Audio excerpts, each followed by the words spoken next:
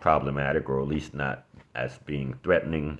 Uh, these women took issue with, you know, I mean, men are not happy with each other when they're arguing and when they're in each other's face, when they're having intense conversation. They're not happy with each other. They're not happy about the way the conversation is going, but they're bent on getting through it, and the female leadership in DC government, uh, they're just the victims of rabid emotion.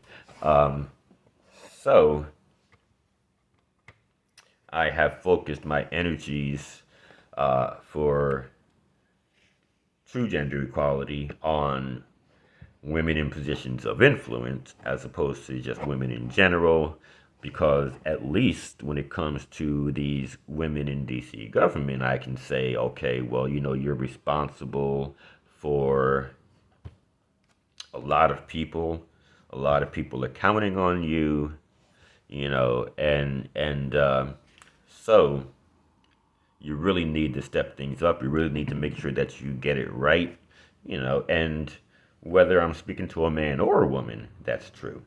I was the same way with men, but I guess the easiest way to explain the difference is to say this, that with the male administrations, I focused on the issues that we disagreed on and we talked about those things. But now that we have a female administration, uh, it's the mannerisms within our conversations. It's their avoidance of certain unpleasant topics, which is the issue now. And so when I was disagreeing with the male mayors and their male administrators, it seemed like the worst thing in the world that we weren't seeing eye to eye. Uh, but now that I'm dealing with a female mayor and her female administrators who who avoid hard conversation, now in hindsight, the male mayors and the male administrators look really good. Um, so now I'm looking back and saying, even though I didn't really get along well with Mayor Mr. Adrian Fenty, not, Adrian is also a female name, but this is a man. And even though I didn't really get along well with him, um, even though I wasn't really fond of him, now that I have been dealing with the emotional Bowser administration, I'm looking back and wishing that the Bowser administration would at least have the quality of conversation that Adrian Fenty had. Even if things are tense, we get through it, and you don't get emotional, you don't get passive aggressive, you don't get vindictive. I didn't notice those things about Fenty at the time. I guess I just kind of took for granted that men can have the hard conversations without resorting to those types of behaviors. But now that I'm dealing with the female administration, I'm now beginning to miss some of the conversational underpinnings of the male mayors and their male administrations, and I really want for women to be able to talk in the same manner as men. You don't have to have the same opinions about everything, but you need to be able to have the same quality of conversation. Uh, Let it be unemotional, let it be rational, talk things through, even if they're tense, and on and on, things that I've already laid out there. So that's all part of being rational. So I've said a lot, and I still haven't gotten around to how I would answer God. If God were to confront me about my support for gender equality. I did say that He has likely always had in his plan to cut people loose eventually, put them under Jesus Christ, and then this other world to the left of his throne, light years out. He's got an equivalent to Jesus Christ, and people are going to get put under that equivalent, and it's all part of the order that God is setting up. And I should point out that because God is has these self-imposed limits that he puts on himself, and he has a self-imposed limit of 10,000-year cycle in terms of setting up each pair of worlds. At least that's what I believe it is. That he knows that he's limited his time for dealing with each pair of worlds, and so since they're going to get away from him for eternity, well, heck, he may as well go hard as heck while he's setting them up, and no degree of harshness from God is too much when compared to the fact that each world will be away from him for eternity. Um, so, so that just kind of gives God, all the more reason to go extremely hard, to be extremely harsh, and to just get carried away with, torturing people, doing evil things. He does good and evil, but yeah. And one of the really good things he does is set people free from him eventually for eternity. But I do have to really be able to tell God, that I didn't just go out there and say women should have all the same rights as men. Yeah, I went out there and said women should have the same rights as men if women think it at least as well as men, and I also said that, hey, God, I believe you put men in authority because you made men rational, uh, and that even though it may be difficult for a woman to become rational, it is possible, and if she makes the mark, then maybe you'd be okay with her having the same rights as men, even being an authority over men, as long as she is at least rational. And rationale is that ninth sphere of thought in the man's mind, and there's another more powerful sphere of thought, which is his conceptual thought, that part of him that compartmentalizes everything. And then, like I've said a number of times in this playlist, he he can develop an 11th, even a 12th sphere of thought in the mind. And there's a lot more to say about those things, but I've already been talking really long, and this has gone for more than an hour without giving me any cut notifications. So I don't know what's going on with that, and I hope I'm not losing this whole video, because that has happened with shorter videos, 30 minutes or shorter, while working on this project. So we'll see. If I have to say it all again, I just have to say it all again, right? Don't cry over spilled milk. Well, let me see. So, in addition to what I've already said about gender equality, and I've actually covered a lot of stuff even without using my notes, so I'm going to look down here and see what I have not already said. So if I'm pausing, I'm just looking to see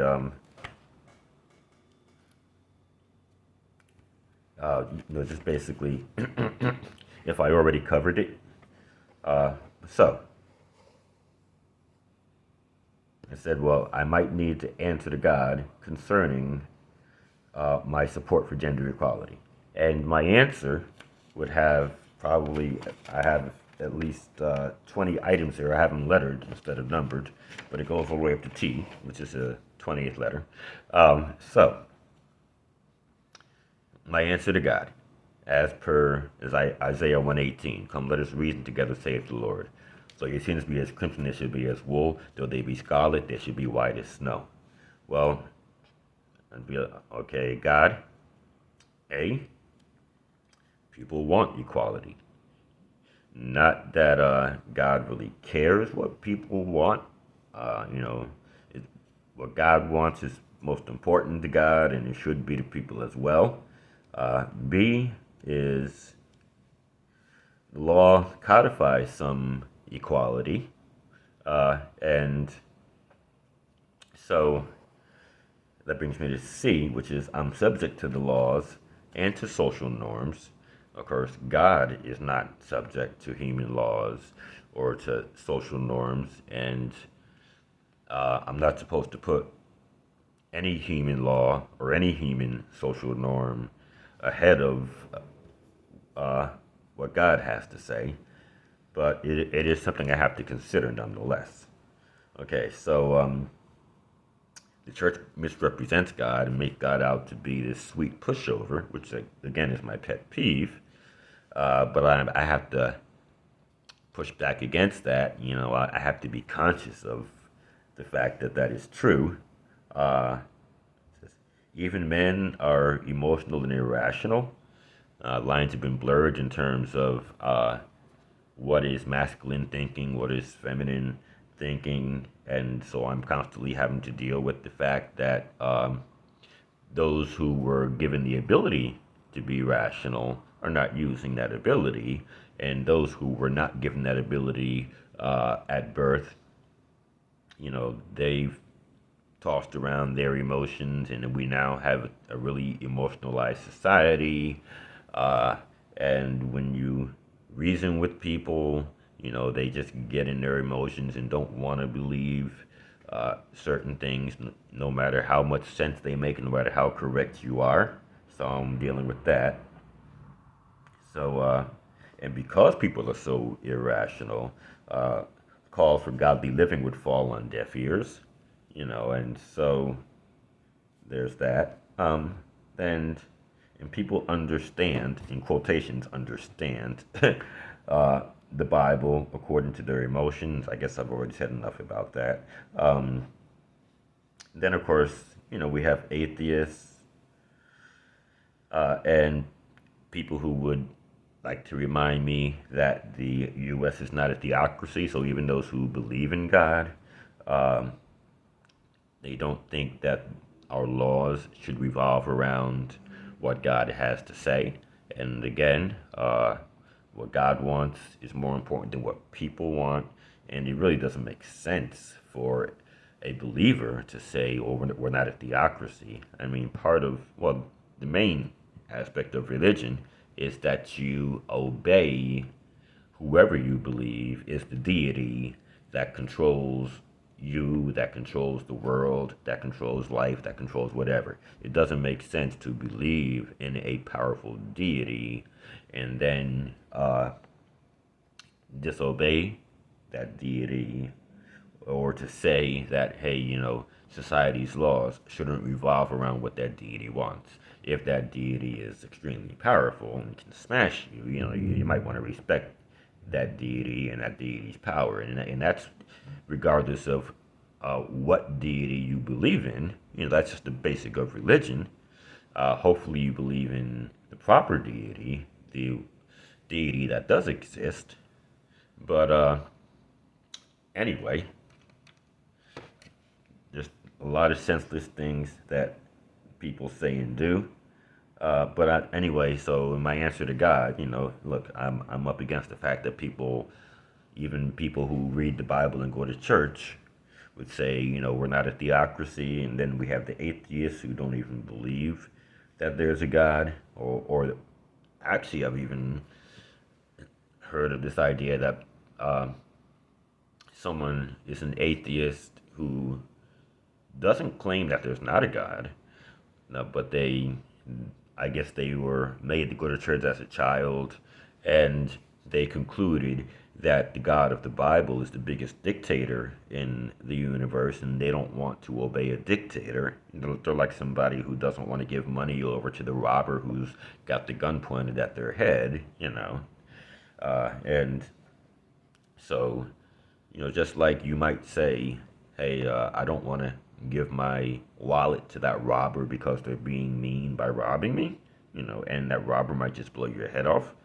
Well, if you say, I don't want to obey God because he's a dictator, well, that might be the reason God, figuratively speaking, blows your head off. He throws you in hell and then the lake of fire. It doesn't make sense to say, well, because this being is so big and tough and mean and dictatorial, that's why I'm not going to obey him. That's why you're going to end up in the lake of fire. So, but anyway, so continuing with my reasons that I'd give to God for supporting gender equality, I'd say you, God, have reluctantly given in to people's demands. So when the Israelites were crossing the desert, they demanded that they be given meat. They murmured and complained, and it really angered you, but you gave them quail. You gave them so much quail that people got sick and some even died. Uh, they demanded that they have an earthly king. You wanted to be their king from heaven. They insisted on having an earthly king, and through the prophet Nathan, not Nathan, I don't think it was Nathan. It was like the prophet Samuel. My bad. Through the prophet Samuel, you told them, okay, I'm going to give you what you want, but it's going to get really ugly. This guy Saul, he's going to be something else. He's going to tax you heavily. He's going to take a portion of your sheep and your goats and your sons and your daughters for himself, and on and on. But, I'm going to make sure that you hate the fact that you got what you asked for. Earlier I mentioned how that God is against divorce, and I can't really say, that he did something to make divorce uncomfortable. But I do know that God had a law where he said, if a man divorces a woman, then he is not to take her back. It's a one shot deal. Once you divorce her, don't take her back. Don't do this on again, off again thing. And that might actually be the way in which God decided to make divorce uncomfortable. I mean, how many times have you heard of or been a person who has had on again, off again relationship?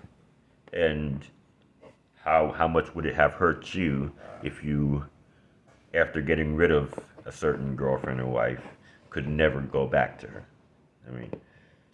But anyway, continuing with my answer to God for why I support gender equality, well, like I've said earlier, gender equality is its own punishment. I don't even have to think about how I'm going to make you uncomfortable because you insist on having something that God doesn't want you to have. True gender equality involves women being expected to think rationally and being able to compartmentalize things the way that a man does when he uses his conceptual thought. Way back in this playlist, I did point out that while most men do use their rationale to some degree, though most of them use it insufficiently, underutilize it, that fewer men use their conceptual thought, and compartmentalize things and think and bring together different processes so as to look at the concepts, the basic rules of nature or society that thread through these 4, 5, 6 different processes. that took place. What is the concept? What is the rule?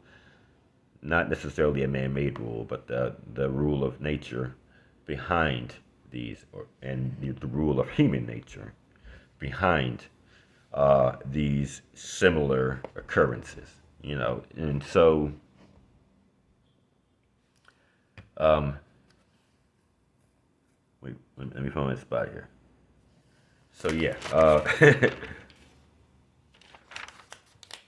equality is its own punishment because women have to really get on board with rational thought, and then this higher, more difficult level of thought, which is conceptual thought. And I'm not saying that you necessarily have to go on to that 11th sphere of thought, that God element. Hey, if you want to try, go for it. I have a lot to say about that, but I'm not going to say it right now. Um,